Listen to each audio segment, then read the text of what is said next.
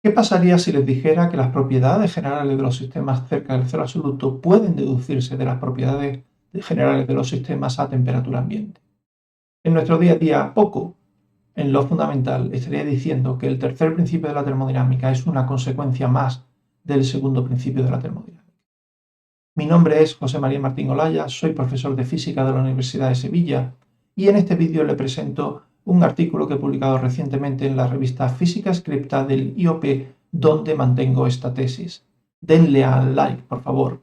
If you are an English speaker, please see the description below. Check if there is an English version available for this video. Observe en la descripción de abajo enlaces que encontrarán de acceso al artículo y de información relacionada con la exposición que viene a continuación y que voy a plantear en tres partes. Primero, describiré en general el problema. Segundo, describiré las propiedades, la estabilidad en condiciones normales, en condiciones de temperatura distinta de cero. Y finalizaré exponiendo cómo las condiciones de estabilidad en las temperaturas cercanas al cero absoluto llevan necesariamente a la anulación de los calores específicos en el cero absoluto, que fue una de las observaciones que llevaron a formular el tercer principio de la termodinámica. Sin más dilación, les presento la exposición. El formalismo termodinámico se fundamenta en dos grandes principios. El primer principio de la termodinámica, que introduce el concepto de energía y el concepto de conservación de la energía. Es un principio que está presente prácticamente en todas las ramas de la física, tanto microscópica, de naturaleza microscópica, como de naturaleza macro. Independiente de él, el segundo principio de la termodinámica establece el principio de aumento de la entropía e introduce tanto la entropía como la temperatura, que es además un número, una variable, un observable necesariamente positivo. El segundo principio de la termodinámica también permite definir el concepto de capacidad calorífica o calor específico, como esta derivada que ven aquí. Y además garantiza, el principio de aumento de la entropía garantiza que esa capacidad calorífica ha de ser un número positivo.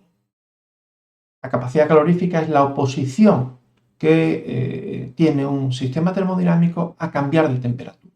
Que sea positiva quiere decir que para aumentar la temperatura del objeto a volumen constante hay que suministrar energía. Para disminuir la temperatura de un objeto a volumen constante hay que retirar energía de él. Por supuesto, esto es algo completamente natural, digamos, e intuitivo. El primer principio y el segundo principio son, digamos, entidades autónomas, pero combinadas dan lugar a lo que es la relación fundamental, que es una relación que contiene toda la información termodinámica del sistema termodinámico y, a partir de ella, las condiciones de equilibrio y las condiciones de estabilidad. En este vídeo, en esta presentación, las condiciones de estabilidad desempeñan un papel fundamental. Las condiciones de estabilidad son aquellas que garantizan que el estado de equilibrio de un sistema termodinámico no va a cambiar hasta que no se realice una acción externa sobre él. Garantizan que cuando se produce una perturbación espontáneamente dentro del sistema termodinámico, los mecanismos que se generan tras esa perturbación tienden a retomar el estado de equilibrio original, que se dice entonces estable. Y estas condiciones de equilibrio se expresan de dos formas. Una de forma regular, lo que sería el comportamiento regular, y es que la derivada segunda de la energía interna respecto de la entropía a volumen constante ha de ser positiva. Y esa segunda derivada de la energía interna respecto de la entropía a volumen constante puede expresarse indistintamente como la derivada de T respecto de esa V constante o simplemente como el cociente entre T y C sub V. Entonces, que la capacidad calorífica sea positiva es también lo que garantiza que el sistema termodinámico esté en condiciones de estabilidad, en condiciones normales. Esto es lo que se conoce con el nombre de comportamiento regular y lleva a que la relación fundamental es una función estrictamente convexa. Es creciente porque la temperatura es positiva y es estrictamente convexa en la entropía. Hay además un comportamiento singular y es la posibilidad de que este coeficiente, de que esta derivada se haga cero. Eso da lugar al comportamiento crítico, a una situación en la que T partido por C sub V es igual a cero, que evidentemente en condiciones normales exige que la capacidad calorífica sea infinitamente grande. el comportamiento crítico produce lo que se conoce con el nombre de fluctuaciones críticas, que es un fenómeno bastante interesante que pueden observar en ese vídeo.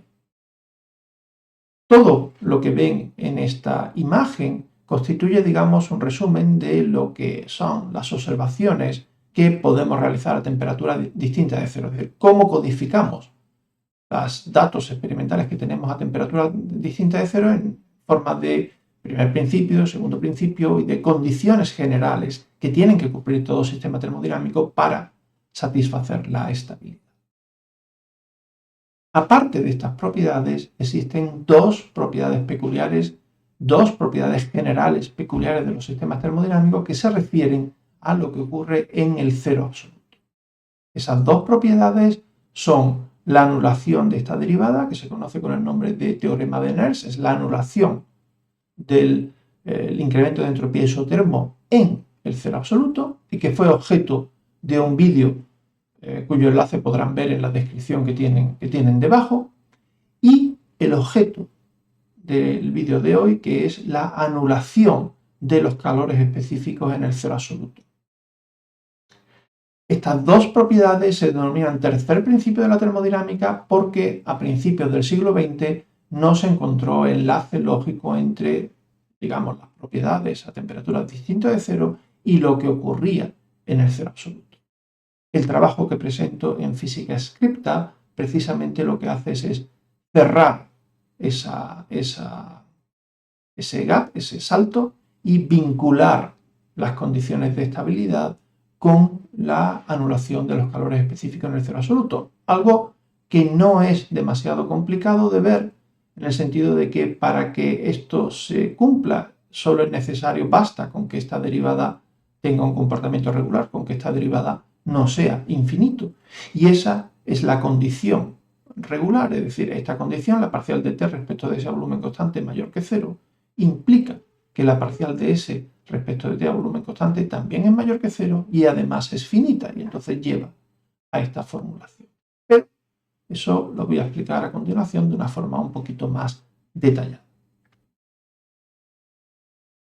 La confirmación experimental de la anulación de los calores específicos cerca del cero absoluto causó gran sorpresa a principios del siglo XX. No había explicación teórica para dicho fenómeno. Desde un punto de vista clásico, siempre era necesario energía, suministrar energía para poder cambiar la temperatura de un objeto. Eso quiere decir que el calor específico siempre era diferente de cero y, como hemos visto antes, positivo. Fue Einstein en 1907 y posteriormente Debye en 1912 quienes obtuvieron por primera vez una explicación de este fenómeno. Y para ello tuvieron que recurrir a la naciente teoría cuántica. Fue el segundo problema que resolvió con éxito esta disciplina nueva que estaba naciendo.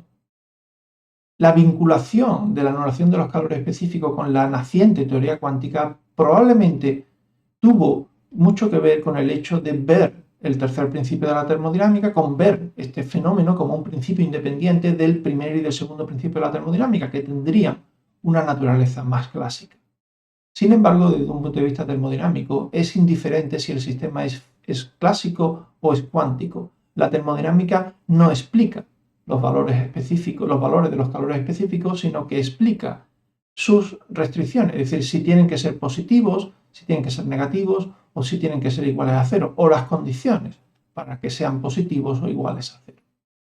Voy ahora a explicar cómo las condiciones de estabilidad o qué significan las condiciones de estabilidad desde un punto de vista termodinámico y cómo implican que los calores específicos han de ser positivos.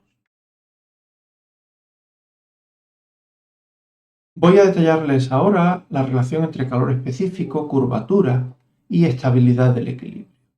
Ven aquí un diagrama energía-entropía donde se muestra una relación fundamental. Esa relación fundamental, U de S, es una función creciente porque la pendiente de esta relación fundamental, la pendiente de la recta tangente de esa relación fundamental es la temperatura, y la temperatura es un número positivo y por tanto esta es una función creciente. Además, si se fijan, la función tiene curvatura. No es una función recta porque si fuera una función recta, la temperatura no cambiaría, tendríamos siempre la misma pendiente y por lo tanto siempre a la misma temperatura con independencia de la energía y de la entropía del sistema. Esto sería un sistema que tendría capacidad calorífica infinita, porque no podemos cambiar la temperatura del sistema por mucho que suministremos energía al sistema. El sistema tiene curvatura y la curvatura expresa el calor específico de la sustancia, está relacionada con la segunda derivada de la energía interna respecto de la entropía dos veces y al final está relacionado con la inversa del calor específico. Lo que ven aquí es el círculo osculador que tiene un contacto de orden 2 con el sistema, el estado de equilibrio del sistema. Ahora imaginen en esa situación una inhomogeneidad, una perturbación, una fluctuación, un fenómeno en el que una parte del sistema termodinámico va a ganar entropía y la otra parte del sistema termodinámico va a perder la misma cantidad de entropía.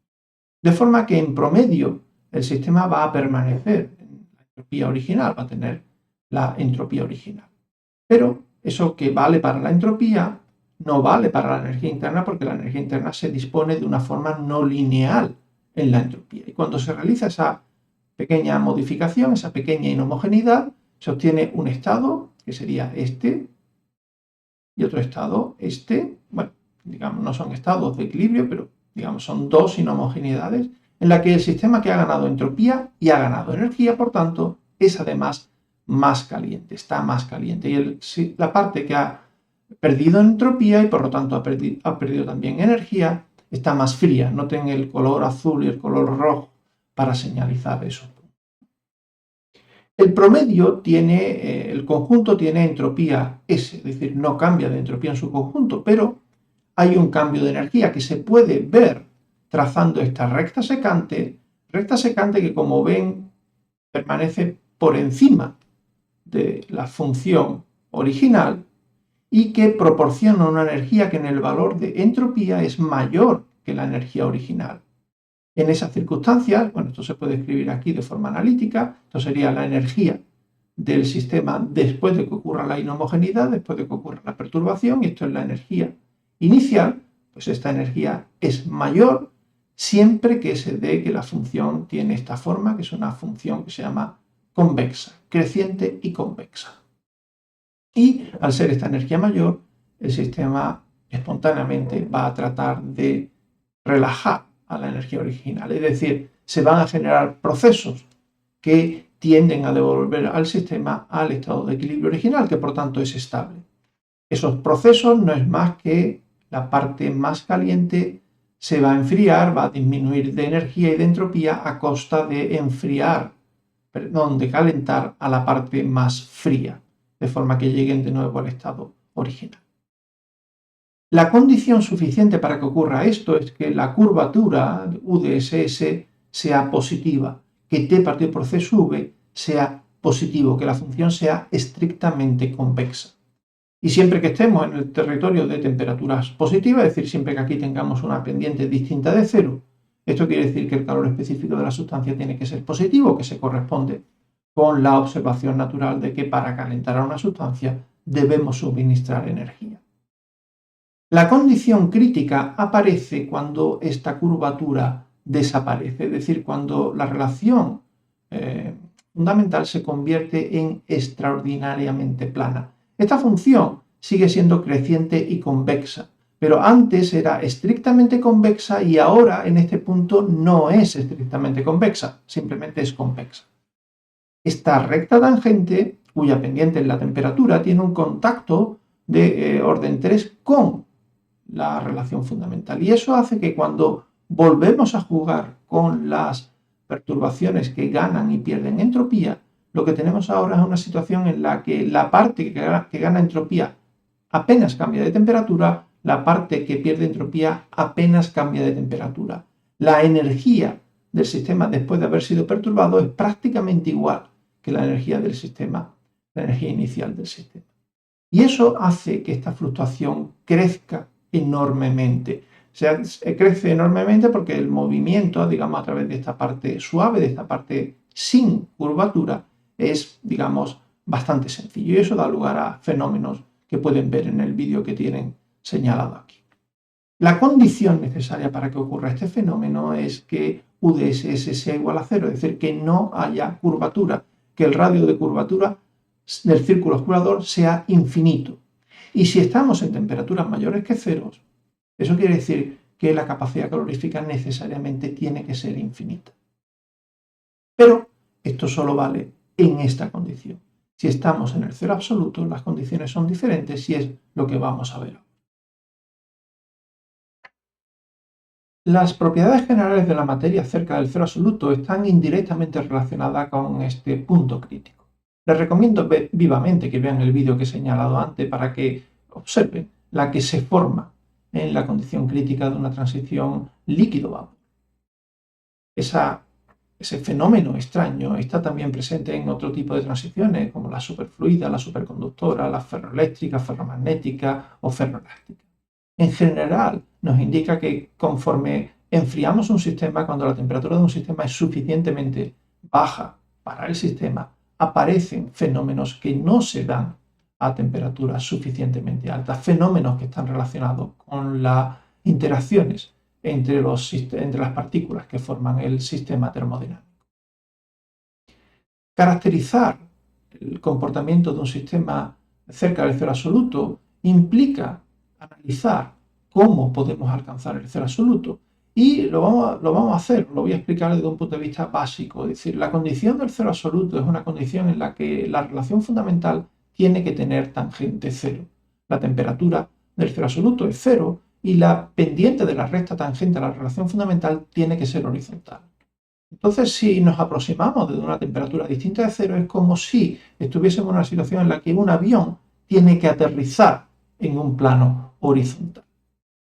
La condición, digamos, de aterrizaje es clara. Tenemos que llegar no estrellándonos, sino alcanzando el suelo, el cero absoluto, con tangente horizontal.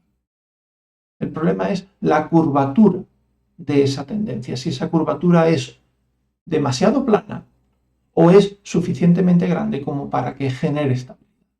Vamos a ver. Cerca del cero absoluto el problema es peculiar porque hay que satisfacer dos condiciones. Bueno, realmente una condición, y es que la pendiente de la recta tangente tiene que ser horizontal, como se muestra aquí.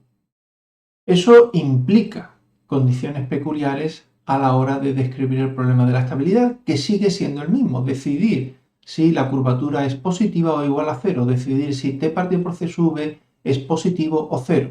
Cuando t tiende a cero, el árbol de decisiones es diferente.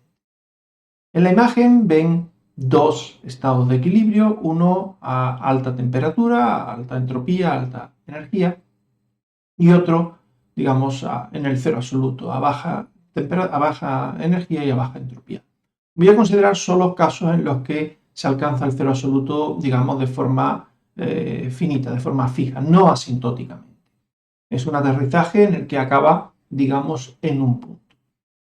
La recta que ven aquí, diagonal, es la recta que une esos dos estados y como el potencial es creciente y convexo, esa recta resecante tiene que quedar por encima del potencial, tal y como vimos anteriormente. Entonces, eso quiere decir que no podemos partir de este punto por aquí, ni podemos llegar a este punto por aquí, porque en ambos casos obligaría a que la relación sea cóncava y las relaciones cóncavas no producen estabilidad.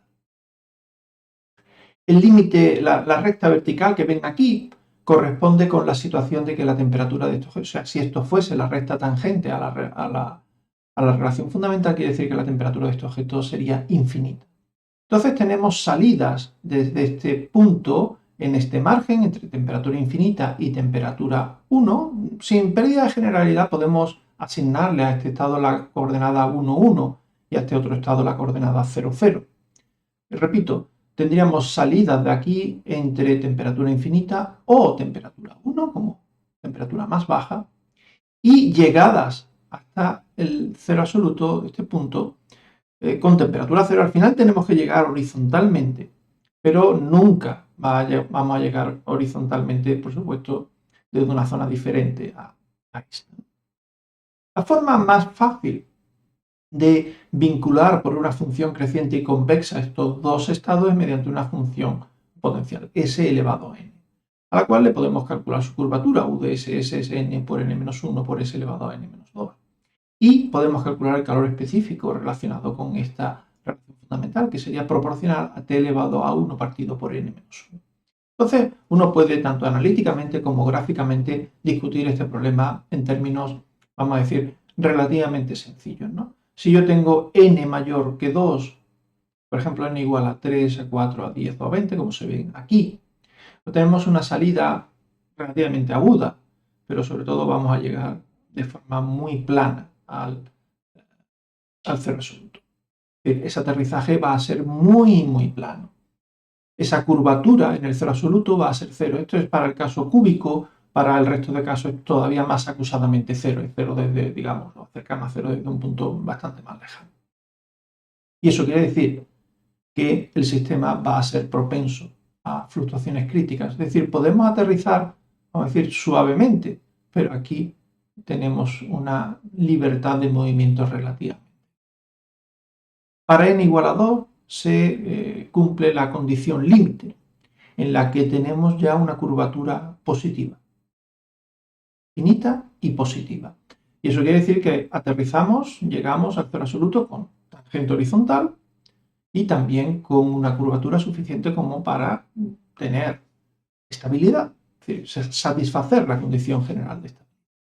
Y para n menor que 2, lo que tenemos son situaciones también estables en las que tenemos aquí llegada con pendiente horizontal. No se ve muy bien porque la escala no permite verlo, tendría que hacer un zoom aquí para ver que esto al final siempre tiende con tangente horizontal, pero tiende con tangente horizontal con una curvatura que se hace infinita. El radio de curvatura aquí es cero. Es una situación bastante peculiar. La diferencia entre este comportamiento y este comportamiento en lo que se refiere al calor específico es que aquí el calor específico tiende a cero, pero tiende a cero lentamente, más lentamente que la temperatura. Entonces, cuando uno hace este cociente, t partido por la raíz cuadrada de t, esto es para el caso de n igual a 3, t partido por la raíz cuadrada de t, aquí queda efectivamente cero, tenemos una curvatura cero porque queda en el numerador raíz cuadrada de t, cuando tomamos el límite de t tendiendo a cero, queda igual a cero. Cuando eso lo hacemos sobre la parábola, al hacer aquí t partido por t, tenemos un número que efectivamente va a ser 2 y va a ser, por lo tanto, distinto de 0, mayor que 0.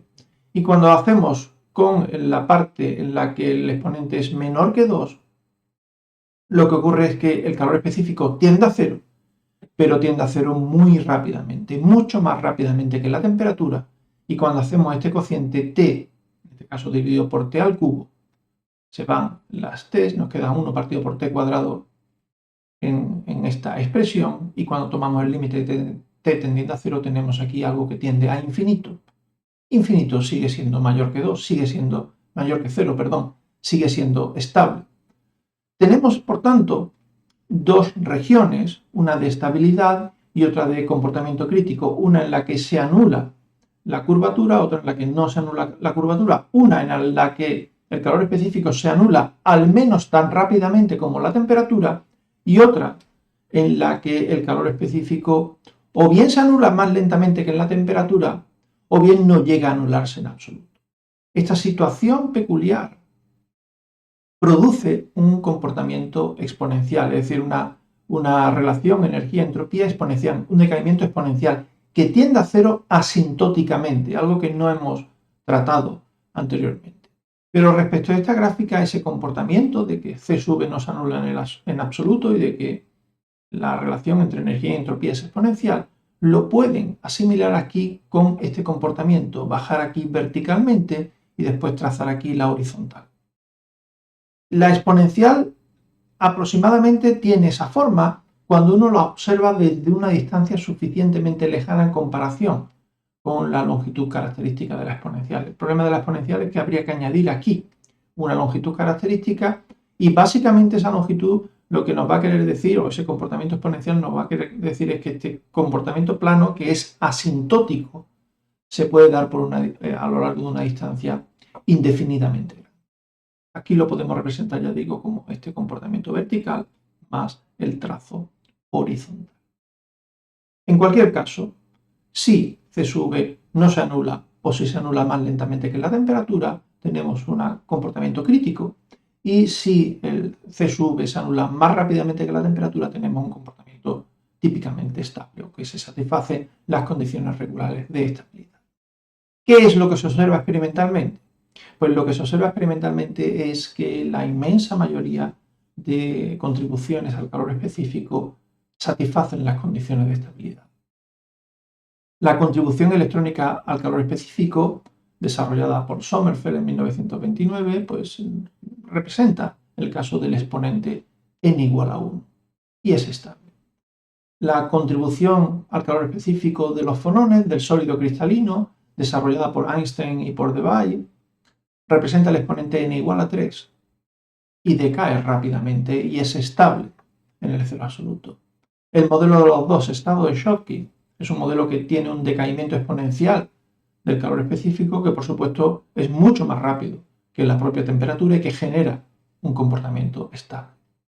La única situación en la que no se da estabilidad es en algunos sistemas complejos, cupratos, sistemas que tienen unas interacciones de espines grandes, transiciones también de tipo normal superconductor, y que en algunas circunstancias presentan calores específicos que no se anulan, o que se anulan, mejor dicho, que se anulan más lentamente que la temperatura en el cero absoluto. Y se habla de un punto crítico cuántico, un punto en el que hay una transición crítica en el cero absoluto.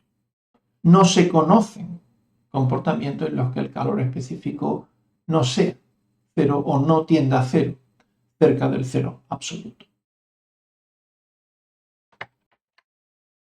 Les voy a presentar las conclusiones entonces de este trabajo, ¿no? Cómo podemos codificar la historia que les he acabado de contar. La idea es que normalmente los calores específicos se anulan rápidamente en la cercanía del cero absoluto. Es decir, lo que observamos es cómo la naturaleza evita otros comportamientos cerca del cero absoluto porque anticipa que esos otros comportamientos no cumplirían la condición de estabilidad justo en el cero absoluto. La naturaleza evita ponerse en un problema. Lo que estoy diciendo es que los sistemas físicos no presentan habitualmente fluctuaciones críticas en el cero absoluto, muestran el comportamiento regular que predice la estabilidad de los sistemas termodinámicos. No obstante, pueden existir sistemas con fuertes correlaciones para los cuales el punto cero, el cero absoluto, sea justamente una condición crítica. En esos casos tendremos una anulación del calor específico más lenta que la propia temperatura y generará condiciones críticas justo en el cero absoluto. Se denomina punto crítico cuántico.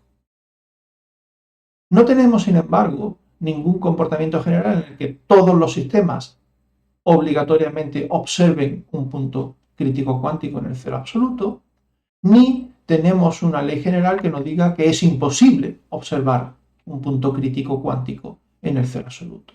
Tenemos un comportamiento, vamos a decir, regular, en el que sí se satisfacen las condiciones de estabilidad previstas en el cero absoluto, tenemos un comportamiento, vamos a decir, normal.